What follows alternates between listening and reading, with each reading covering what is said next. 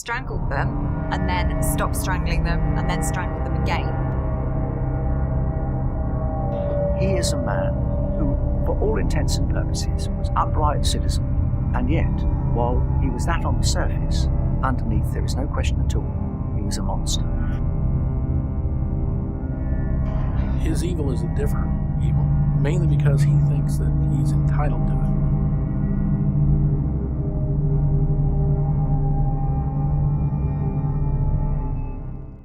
What's up, spookters, specters, and lovers of the unknown? That is right! Yeah! Welcome to Spooky Bro 316, coming at you from Wichita, Kansas. Did everybody see that picture? Check this out.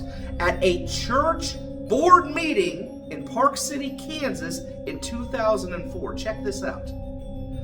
Now, as you're looking at this picture, you will see that in the right-hand corner, towards the bottom, there is this bald-looking guy just focused on the Lord, on the board meeting. That is BTK, Dennis Rader, in 2004, just before he was resurfaced and caught.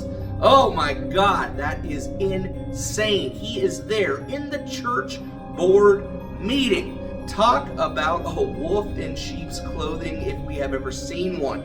But I have a story today that comes from 1975, right 1 year after BTK started doing his murders in Wichita, Kansas, in between Wichita and Park City. This young, beautiful woman in 1975, she's a waitress, and she gets home from her waitressing shift later into the evening after 10 p.m. Now, at that time, the police were warning people, make sure that all of your doors are locked when you go in, make sure that nothing is out of the ordinary, make sure you do a quick perimeter look on the inside of your house to make sure everything's normal. But most importantly, pick up the phone. They were all hanging phones at the time, and make sure that there's a dial tone, all right?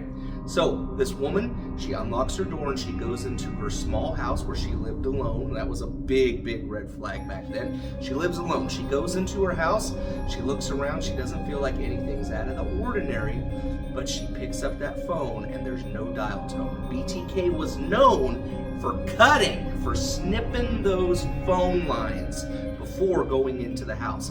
He was also known for hiding into a closet, going into a closet and hiding until the people or whoever his victim was at their most vulnerable. So she sees that she's already spooked with the fact that the phone dial is dead, the ringtone is dead. So she looks over and she sees that her back door is actually creaked open a little bit. It's not locked anymore, it's creaked open. So she turns and she runs out of her house and calls the police. Now here's the crazy thing. The police come, and as they're looking around, they notice that some of her clothes are on the ground in her room, just outside of her closet, and the closet is open, and the back door that was once creaked open just a little bit is now closed. Was it BTK? She, to this day, swears that BTK was inside her closet, just waiting to strike. We know that was his MO. So talk about knowing, every day for the rest of your life that you could have been that next victim. Friends, that just blows my mind. Let's hope that none of us ever experience anything like that.